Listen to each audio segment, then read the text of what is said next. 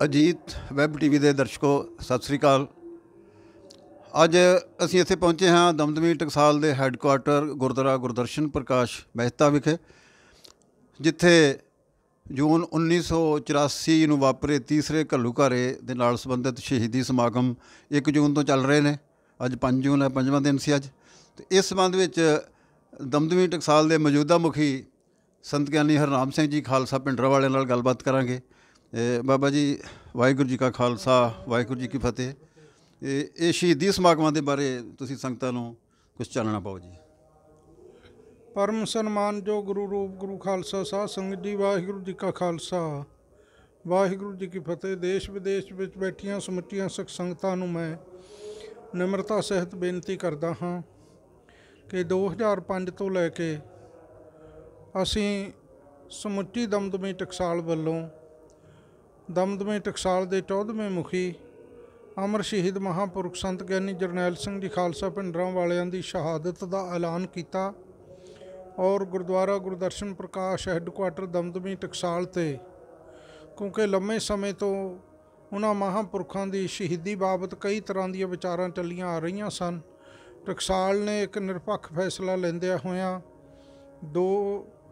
6 ਜੂਨ 1984 ਦੇ ਘੱਲੂਘਾਰੇ ਦੌਰਾਨ, ਜਦੋਂ ਹਿੰਦੁਸਤਾਨ ਦੀ ਜ਼ਾਲਮ ਹਕੂਮਤ ਨੇ ਸੱਚਖੰਡ ਸ੍ਰੀ ਹਰਿਮੰਦਰ ਸਾਹਿਬ, ਸ੍ਰੀ ਅਕਾਲ ਤਖਤ ਸਾਹਿਬ 'ਤੇ ਟੈਂਕਾਂ ਤੋਪਾਂ ਦੇ ਨਾਲ ਹਮਲਾ ਕੀਤਾ, ਉਸ ਤੋਂ ਬਾਅਦ ਇਹ ਸ਼ਹੀਦੀ ਦਿਹਾੜੇ ਬਹੁਤ ਸੰਖੇਪ ਰੂਪ ਦੇ ਵਿੱਚ ਸਿੱਖ ਸੰਗਤਾਂ ਦੇ ਵਿੱਚ ਮਨਾਏ ਜਾਂਦੇ ਸਨ। ਫਿਰ 2005 ਵਿੱਚ ਦਮਦਮੀ ਟਕਸਾਲ ਜਥਾ ਭਿੰਡਰਾਂ ਮਹਿਤਾ ਵੱਲੋਂ ਸਾਰੇ ਜਥੇ ਨੇ ਮਿਲ ਬੈਠ ਕੇ ਇੱਥੇ ਫੈਸਲਾ ਕੀਤਾ, ਨਿਰਣਾ ਕੀਤਾ ਕਿ ਅਸੀਂ ਦਮਦਮੀ ਟਕਸਾਲ ਦੇ 14ਵੇਂ ਮੁਖੀ ਮਹਾਂਪੁਰਖ ਅਮਰ ਸ਼ਹੀਦ ਸੰਤ ਗਿਆਨੀ ਜਰਨੈਲ ਸਿੰਘ ਜੀ ਖਾਲਸਾ ਭਿੰਡਰਾਂ ਵਾਲਿਆਂ ਦੀ,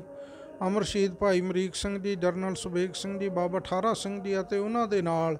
ਜਿੰਨੇ ਵੀ ਸਿੰਘਾਂ ਸਿੰਘਣੀਆਂ ਭਟੰਗੀਆਂ ਨੇ ਜੂਨ 84 ਦੇ ਘੱਲੂਘਾਰੇ ਵਿੱਚ ਆਪਣੀਆਂ ਸ਼ਹਾਦਤਾਂ ਦਿੱਤੀਆਂ, ਸ੍ਰੀ ਹਰਿਮੰਦਰ ਸਾਹਿਬ, ਸ੍ਰੀ ਅਕਾਲ ਤਖਤ ਸਾਹਿਬ ਜੀ ਦੀ ਆਨ ਸ਼ਾਨ ਦੀ ਖਾਤਰ, ਸਿੱਖ ਕੌਮ ਦੀ ਆਨ ਸ਼ਾਨ ਦੀ ਖਾਤਰ ਜਿਨ੍ਹਾਂ ਨੇ ਐਡੀ ਵੱਡੀ ਲਾਸਾਨੀ ਸ਼ਹਾਦਤ ਦਿੱਤੀ ਹੈ, ਉਹਨਾਂ ਦੇ ਸ਼ਹੀਦੀ ਦਿਹਾੜੇ ਸਾਨੂੰ ਹਰ ਪਲ, ਹਰ ਘੜੀ, ਹਰ ਸਮੇਂ ਬੜੀ ਚੜ੍ਹਦੀ ਕਲਾ ਨਾਲ ਮਨਾਉਣੇ ਚਾਹੀਦੇ ਹੈ। ਔਰ ਉਸ ਫੈਸਲੇ ਦੇ ਤਹਿਤ 2005 ਵਿੱਚ ਪਹਿਲਾਂ ਇੱਥੇ ਵੱਡਾ ਸ਼ਹੀਦੀ ਸਮਾਗਮ ਕੀਤਾ ਗਿਆ। ਉਸ ਤੋਂ ਬਾਅਦ ਅਸੀਂ ਇਸ ਇਲਾਕੇ ਦੇ 2-3 ਜ਼ਿਲ੍ਹਿਆਂ ਦੇ ਵਿੱਚ ਹਰ ਪਿੰਡ ਜਾ ਕੇ ਇਹਨਾਂ ਸ਼ਹੀਦੀ ਸਮਾਗਮਾਂ ਦੀ ਲੜੀ ਪ੍ਰਾਰੰਭ ਕੀਤੀ। ਦਿਹਾੜੀ ਦੇ ਵਿੱਚ ਚਾਰ ਥਾਵਾਂ 'ਤੇ ਸ਼ਹੀਦੀ ਸਮਾਗਮ ਰੋਜ਼ਾਨਾ ਕੀਤੇ ਜਾਂਦੇ ਸਨ ਔਰ ਮਾਰਚ ਤੋਂ ਲੈ ਕੇ ਜੂਨ ਤੱਕ ਇਹਨਾਂ ਸਮਾਗਮਾਂ ਦੀ ਲੜੀ ਜਾਰੀ ਰਹਿੰਦੀ ਸੀ। ਔਰ 1 ਜੂਨ ਤੋਂ ਲੈ ਕੇ 6 ਜੂਨ ਤੱਕ ਹੈੱਡਕੁਆਟਰ ਗੁਰਦੁਆਰਾ ਗੁਰਦਰਸ਼ਨ ਪ੍ਰਕਾਸ਼ ਮਹਿਤਾ ਵਿਖੇ ਇਹ ਲੜੀ ਨਿਰੰਤਰ ਤੀਸਰੇ ਸ਼ਹੀਦੀ ਘੱਲੂਘਾਰੇ ਨੂੰ ਸਮਰਪਿਤ ਕੀਤੀ ਜਾਂਦੀ ਸੀ।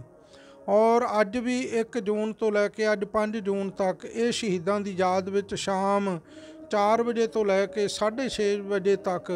ਸ਼ਹੀਦੀ ਸਮਾਗਮਾਂ ਦੇ ਅੰਦਰ ਕੀਰਤਨ ਦੇ ਪ੍ਰਵਾਹ ਚੱਲਦੇ ਹੈ,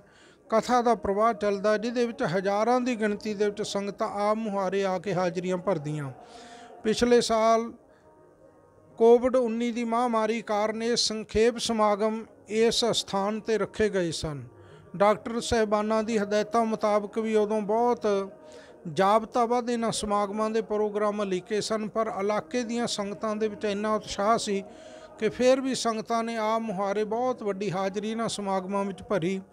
ਹੁਣ ਵੀ ਅਸੀਂ ਸੰਗਤਾਂ ਨੂੰ ਅਪੀਲ ਕੀਤੀ ਸੀ ਕਿ ਕੋਵਿਡ-19 ਦੇ ਕਾਰਨ ਡਾਕਟਰ ਸਾਹਿਬਾਨਾਂ ਦੀ ਹਦਾਇਤਾਂ ਦਾ ਪਾਲਣ ਕੀਤਾ ਜਾਏ,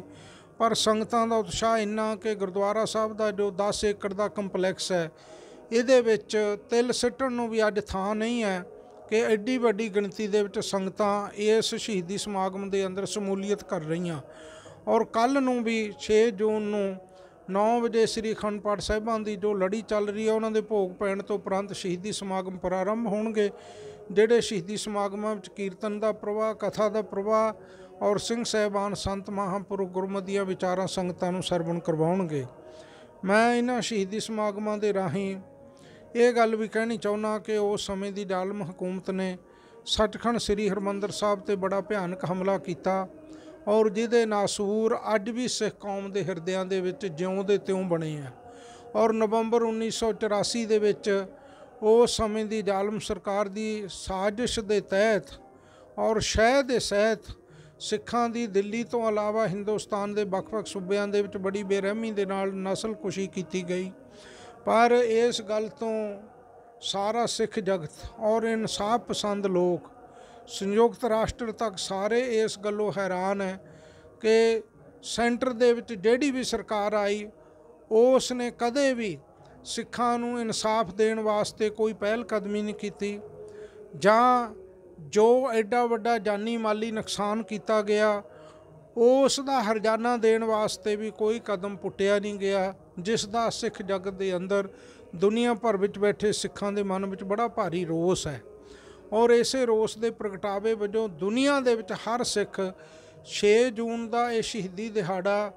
ਸਮੇਂ ਦੀ ਔਰ ਉਸ ਸਮੇਂ ਦੀ ਜ਼ਾਲਮ ਹਕੂਮਤ ਦੇ ਜ਼ੁਲਮਾਂ ਦੇ ਖਿਲਾਫ ਹਰ ਥਾਂ ਸਿੱਖ ਆਪਣਾ ਰੋਸ ਭਰਪੂਰ ਪ੍ਰਦਰਸ਼ਨ ਕਰਦੇ ਹੈ, ਕਿਉਂਕਿ ਸਿੱਖਾਂ ਦੇ ਹਿਰਦੇ ਛਲਣੀ ਕੀਤੇ ਹੋਏ ਹਨ। ਇਸ ਕਰਕੇ ਸਮੇਂ ਦੀਆਂ ਹਕੂਮਤਾਂ ਨੂੰ ਐਸੀ ਜੋ ਜ਼ਾਲਮਾਨਾ ਸੋਚ ਹੈ ਉਸ ਨੂੰ ਤਿਆਗ ਕੇ ਸਿੱਖ ਹਿੱਤਾਂ ਦੇ ਵਿੱਚ ਫੈਸਲੇ ਲੈਣੇ ਚਾਹੀਦੇ ਆ, ਔਰ ਸਿੱਖਾਂ ਦੇ ਨਾਲ ਜੋ ਵਿਤਕਰਾ ਕੀਤਾ ਜਾ ਰਿਹਾ ਉਹ ਵਿਤਕਰਾ ਤੁਰੰਤ ਬੰਦ ਕੀਤਾ ਜਾਣਾ ਚਾਹੀਦਾ, ਤਾਂ ਕਿ ਸਿੱਖਾਂ ਦੇ ਅੰਦਰ ਜੋ ਬੇਗਾਨਗੀ ਦਾ ਅਹਿਸਾਸ ਪੈਦਾ ਹੁੰਦਾ ਕਿ ਸਾਡੇ ਨਾਲ ਭਾਰੀ ਵਿਤਕਰਾ ਇੱਥੇ ਕੀਤਾ ਜਾਂਦਾ, ਉਸ ਵਿਤਕਰੇ ਨੂੰ ਰੋਕਿਆ ਜਾਣਾ ਚਾਹੀਦਾ, ਤਾਂ ਕਿ ਸਾਰੇ ਸਿੱਖ ਸਾਰੀ ਦੁਨੀਆ ਦੇ ਵਿੱਚ ਚੜ੍ਹਦੀ ਕਲਾ ਦੇ ਨਾਲ ਗੁਰਸਿੱਖੀ ਦੇ ਬਾਣੀ ਬਾਣੇ ਦੇ ਔਰ ਆਪਣੀ ਕਾਮ ਦੇ ਬੋਲ ਬਾਲੇ ਜਿਹੜੇ ਆ ਉਹਨਾਂ ਨੂੰ ਸਥਾਪਿਤ ਰੱਖ ਸਕਣ। ਸੋ ਇਸ ਲਈ ਮੈਂ ਸੰਗਤਾਂ ਨੂੰ ਬੇਨਤੀ ਕਰਦਾ ਕਿ ਹਰ ਸਾਲ ਦਮਦਮੀ ਟਕਸਾਲ ਦੇ ਹੈੱਡਕੁਆਟਰ ਗੁਰਦੁਆਰਾ ਗੁਰਦਰਸ਼ਨ ਪ੍ਰਕਾਸ਼ ਮਹਿਤਾ ਵਿਖੇ ਇਹ ਤੀਸਰੇ ਘੱਲੂਘਾਰੇ ਦੀ ਸ਼ਹਾਦਤ ਦੇ ਸਮੇਂ ਸ਼ਹੀਦੀ ਸਮਾਗਮਾਂ 'ਚ ਵੱਧ ਚੜ੍ਹ ਕੇ ਆਪ ਜੀ ਪਹੁੰਚਿਆ ਕਰੋ। ਬਾਬਾ ਜੀ, ਅਜੋਕਾ ਜੋ ਕਿਸਾਨ ਸੰਘਰਸ਼ ਚੱਲ ਰਿਹਾ ਹੈ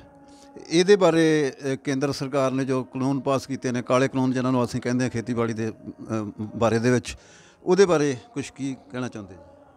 ਅਸੀਂ 1 ਜੂਨ ਤੋਂ ਲੈ ਕੇ 6 ਜੂਨ ਤੱਕ ਇਹ ਜਿਹੜੇ ਇਸ ਵੇਰੀ ਸ਼ਹੀਦੀ ਸਮਾਗਮ ਹੈ ਇਹ ਸਾਰੇ ਅਸੀਂ ਕਿਸਾਨੀ ਸੰਘਰਸ਼ ਦੌਰਾਨ ਜਿਨ੍ਹਾਂ ਕਿਸਾਨਾਂ ਨੇ ਆਪਣੀਆਂ ਜਾਨਾਂ ਕੁਰਬਾਨ ਕੀਤੀਆਂ, ਜਾਨਾਂ ਨਿਸ਼ਾਵਰ ਕੀਤੀਆਂ ਕਿਸਾਨ ਹੱਕਾਂ ਦੀ ਖਾਤਰ, ਉਹ 400 ਤੋਂ ਲੈ ਕੇ 500 ਦੇ ਵਿੱਚ ਜਾਨਾਂ ਗਈਆਂ, ਉਹਨਾਂ ਸਮੁੱਚੇ ਕਿਸਾਨਾਂ ਦੀ ਯਾਦ ਵਿੱਚ ਇਹ ਸ਼ਹੀਦੀ ਸਮਾਗਮ ਅਸੀਂ ਉਹਨਾਂ ਸਾਰੇ ਸ਼ਹੀਦ ਜਿਹੜੇ ਕਿਸਾਨ ਜਾਨਾਂ ਆਪਣੀਆਂ ਨਿਸ਼ਾਵਰ ਕਰ ਚੁੱਕੇ ਆ ਉਹਨਾਂ ਸਮੁੱਚੇ ਕਿਸਾਨਾਂ ਦੀ ਯਾਦ ਨੂੰ ਇਹ ਸ਼ਹੀਦੀ ਸਮਾਗਮ ਅਸੀਂ ਇਸ ਵੇਰੀ ਦਾ ਸਮਰਪਿਤ ਕੀਤਾ। ਔਰ ਇਹਦੇ ਨਾਲ ਮੈਂ ਸੈਂਟਰ ਦੀ ਸਰਕਾਰ ਨੂੰ ਕਹਿਣਾ ਚਾਹੁੰਦਾ ਕਿ 6 ਮਹੀਨਿਆਂ ਤੋਂ ਉੱਤੇ ਅਰਸਾ ਹੋ ਗਿਆ ਕਿਸਾਨ ਉੱਥੇ ਧਰਨੇ 'ਤੇ ਬੈਠੇ ਆ, ਔਰ ਕੇਵਲ ਪੰਜਾਬ ਦਾ ਕਿਸਾਨ ਨਹੀਂ, ਹਰਿਆਣੇ ਦਾ ਕਿਸਾਨ ਪੰਜਾਬ ਨੂੰ ਆਪਣਾ ਵੱਡਾ ਭਰਾ ਮੰਨ ਕੇ ਛੋਟੇ ਭਰਾ ਵਾਲਾ ਪਿਆਰ ਅਤੇ ਸਨੇਹ ਦਿਖਾ ਕੇ ਪਹਿਲ ਕਦਮੀ ਹਰਿਆਣੇ ਦੇ ਕਿਸਾਨਾਂ ਨੇ ਬਹੁਤ ਵੱਡੀ ਪੱਧਰ 'ਤੇ ਕੀਤੀ ਹੈ। ਉੱਤਰ ਪ੍ਰਦੇਸ਼ ਹੈ, ਮਹਾਰਾਸ਼ਟਰ ਹੈ, ਹੋਰ ਵੀ ਹਿੰਦੁਸਤਾਨ ਦੇ ਵੱਖ-ਵੱਖ ਸੂਬਿਆਂ ਦੇ ਕਿਸਾਨ ਉੱਥੇ ਆ ਕੇ ਇਹਨਾਂ ਧਰਨਿਆਂ ਦੇ ਵਿੱਚ ਆਪਣੀ ਸਹਿਮਤੀ ਦਾ ਵੀ ਪ੍ਰਗਟਾਵਾ ਕਰ ਰਹੇ ਆ ਔਰ ਸ਼ਮੂਲੀਅਤ ਵੀ ਕਰ ਰਹੇ ਆ। ਸੈਂਟਰ ਦੀ ਸਰਕਾਰ ਨੂੰ ਇਹ ਗੱਲ ਸੋਚਣੀ ਚਾਹੀਦੀ ਹੈ ਕਿ 6 ਮਹੀਨਿਆਂ ਦਾ ਕਿਸਾਨ ਅੰਦੋਲਨ ਬੜੀ ਸ਼ਾਂਤੀ ਨਾਲ ਚੱਲ ਰਿਹਾ ਔਰ ਬੜੇ ਪੁਰਅਮਨ ਢੰਗ ਦੇ ਨਾਲ ਕਿਸਾਨ ਆਗੂ ਇਸ ਅੰਦੋਲਨ ਨੂੰ ਚਲਾ ਰਹੇ ਹੈ, ਔਰ ਸੈਂਟਰ ਦੀ ਸਰਕਾਰ ਦੇ ਕੰਨ 'ਤੇ ਜੂੰ ਤੱਕ ਨਹੀਂ ਸਰਕ ਰਹੀ, ਔਰ ਉਹ ਇਸ ਗੱਲ ਦੀ ਪਰਵਾਹ ਹੀ ਨਹੀਂ ਕਰ ਰਹੇ ਕਿ ਹਜ਼ਾਰਾਂ ਕਿਸਾਨ ਉੱਥੇ ਨਿੱਤ ਬੜੀਆਂ ਆਫਤਾਵਾਂ ਦਾ, ਬੜੇ ਸੰਕਟਾਂ ਦਾ ਉੱਥੇ ਸਾਹਮਣਾ ਕਰ ਰਹੇ ਹੈ ਔਰ ਆਪਣੀਆਂ ਜਾਨਾਂ ਗਵਾ ਰਹੇ ਆ। ਨਾ ਉਹਨਾਂ ਦੀ ਜਿਹੜੇ ਕਿਸਾਨ ਆਪਣੀਆਂ ਜਾਨਾਂ ਕੁਰਬਾਨ ਕਰ ਗਏ ਉਹਨਾਂ ਲਈ ਕੋਈ ਹਮਦਰਦੀ ਦੇ ਸ਼ਬਦ ਸੈਂਟਰ ਸਰਕਾਰ ਵੱਲੋਂ ਜਾਂ ਪ੍ਰਧਾਨ ਮੰਤਰੀ ਵੱਲੋਂ ਕੋਈ ਉਹਨਾਂ ਹਮਦਰਦੀ ਦੇ ਸ਼ਬਦਾਂ ਦਾ ਇਜ਼ਹਾਰ ਨਾ ਕਰਨਾ ਔਰ ਕਿਸਾਨਾਂ ਦੀ ਗੱਲ ਨਾ ਸੁਣਨੀ, ਇਹ ਬਹੁਤ ਵੱਡੀ ਬੇਇਨਸਾਫੀ ਕੀਤੀ ਜਾ ਰਹੀ ਹੈ। ਇਹਦਾ ਵੀ ਰੋਸ ਦੁਨੀਆ ਭਰ ਦੇ ਲੋਕਾਂ ਦੇ ਵਿੱਚ ਪੈਦਾ ਹੋ ਰਿਹਾ। ਸੈਂਟਰ ਸਰਕਾਰ ਨੂੰ ਚਾਹੀਦਾ ਇਹ ਜਿਹੜੇ ਕਾਲੇ ਕਾਨੂੰਨ ਆ ਇਹਨਾਂ ਨੂੰ ਰੱਦ ਕਰਕੇ ਕਿਸਾਨਾਂ ਦੀ ਭਾਵਨਾ ਦਾ ਹੀ ਨਹੀਂ ਬਲਕਿ ਹਿੰਦੁਸਤਾਨ ਦੇ ਹਰ ਮਨੁੱਖ ਦੀ ਭਾਵਨਾਵਾਂ ਦਾ ਸਤਿਕਾਰ ਕਰਕੇ ਇਹ ਕਾਲੇ ਕਾਨੂੰਨ ਜਿਹੜੇ ਤੁਰੰਤ ਵਾਪਸ ਲਵੇ। ਬਹੁਤ ਬਹੁਤ ਸ਼ੁਕਰੀਆ ਬਾਬਾ ਜੀ। ਪਿਆਰੇ ਦਰਸ਼ਕੋ, ਤੁਸੀਂ ਦੇਖਿਆ ਬਾਬਾ ਜੀ ਨੇ ਬੜੇ ਵਿਸਥਾਰ ਦੇ ਨਾਲ ਸਾਨੂੰ ਗੱਲ ਦੱਸੀ ਆ ਕਿ ਜੂਨ 1984, ਨਵੰਬਰ 1984 ਅਤੇ ਹੁਣ ਜੋ ਕੇਂਦਰ ਸਰਕਾਰ ਇਹ ਸਾਰੇ ਕਿਸਾਨਾਂ ਦੇ ਨਾਲ ਧੱਕਾ ਕਰ ਰਹੀ ਆ। ਪਹਿਲਾਂ ਵੀ ਸਿੱਖ ਕੌਮ ਦੇ ਉੱਤੇ ਬੜੇ ਸਾਰੇ ਜ਼ੁਲਮ ਦੇ ਆਏ ਨੇ ਅਤੇ ਹੁਣ ਵੀ ਕਿਸਾਨਾਂ ਦੇ ਨਾਲ ਬੜਾ ਧੱਕਾ ਹੋ ਰਿਹਾ ਹੈ। ਮੰਗਾਂ ਨਹੀਂ ਮੰਨੀਆਂ ਜਾ ਰਹੀਆਂ, ਕਾਲੇ ਕਾਨੂੰਨ ਵਾਪਸ ਨਹੀਂ ਕੀਤੇ ਜਾ ਰਹੇ। ਉਸ ਬਾਰੇ ਬਾਬਾ ਜੀ ਨੇ ਬੜੀ ਸਥਿਤੀ ਸਪਸ਼ਟ ਕੀਤੀ ਹੈ ਅਤੇ ਇਹਨਾਂ ਹੀ ਸ਼ਬਦਾਂ ਦੇ ਨਾਲ ਮੈਂ ਜਗਦੀਸ਼ ਸਿੰਘ ਭਮਰਾ, ਰਿਪੋਰਟ ਮਹਿਤਾ ਚੌਂਕ। ਧੰਨਵਾਦ ਜੀ।